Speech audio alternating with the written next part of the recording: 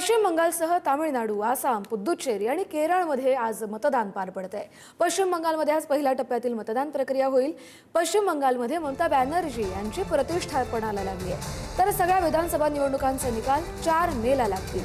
सकाळी 9 वाजेपर्यंत पश्चिम बंगालमध्ये 18.76% तर तामिळनाडूमध्ये 17.69% मतदान झालंय। पश्चिम बंगाल विधानसभा निवडणुकीच्या पहिल्या टप्प्यासाठी 16 जिल्ह्यांमधील 152 जागांसाठी आज मतदान होतंय। तामिळनाडूमध्ये आज 234 जागांसाठी मतदान होत असून हे मतदान केवळ राज्याची सत्ता ठरवणार नाही, तर राज्यातील पारंपरिक डीएमके वर्सेस एआयएडीएमके राजकारणाला मिळणारं मोठं आव्हान आहे।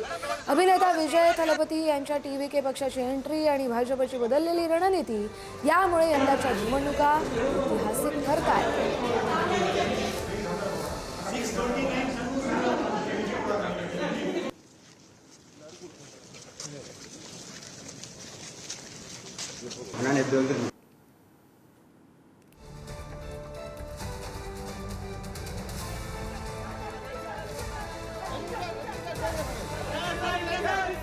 रजनीकांत यांनी देखील प्रसिद्ध अभिनेते रजनीकांत यांनी देखील आज मतदानाचा हक्क बजावलेला आहे। त्यावेळेचे हे दृश्य आज देशातील 5 विधानसभा मतदारसंघांमध्ये मतदान होतंय।